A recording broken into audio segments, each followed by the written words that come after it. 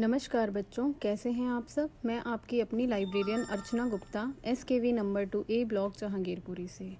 बच्चों, क्या आपको पता है कि इस संसार की सबसे शक्तिशाली वस्तु क्या है और क्या वो आपके पास भी है?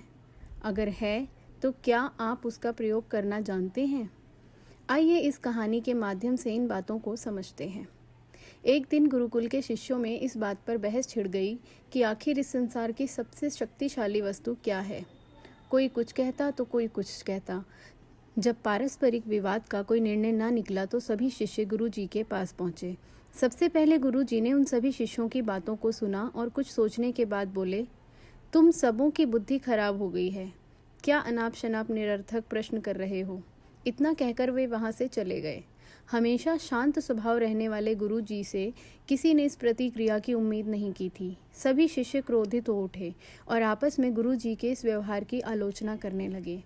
अभी वे आलोचना कर ही रहे थे कि तभी गुरु जी उनके समक्ष पहुंचे और बोले, मुझे तुम सब पर गर्व है।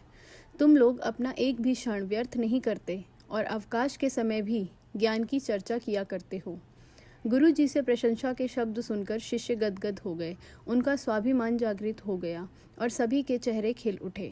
गुरु जी ने फिर अपने उन शिष्यों को समझाते हुए कहा, मेरे प्यारे शिष्यों, आज ज़रूर आप लोगों को मेरा व्यवहार कुछ विचित्र सा लगा होगा।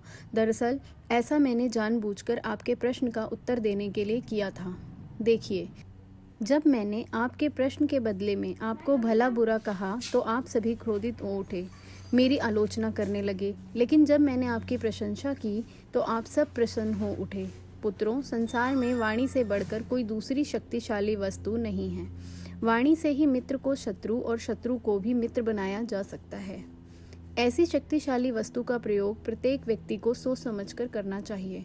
वाणी का माधुर्य लोगों को अपनी ओर आकर्षित कर लेता है। गुरु जी की बातें सुनकर शिष्यगण संतुष्ट होकर लौट आए और उस दिन से मीठा बोलने का अभ्यास करने लगे। तो बच्चों, हमारी बोली या हमारी वाणी बेहद शक्तिशाली होती है।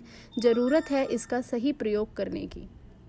यदि हम अपनी बोली अच्छी रखते हैं और अपनी बात बिना औरों को ठेस पहुंचाए कहते हैं तो ये हमारे व्यक्तित्व को संवारता है और हमें लोगों के बीच लोकप्रिय बनाता है।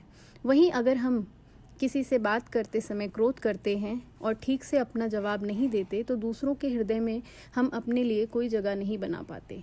अतः हमेशा सही शब्दों का, सही लहजे का चुनाव करके ही बात करना चाहिए। धन्यवाद।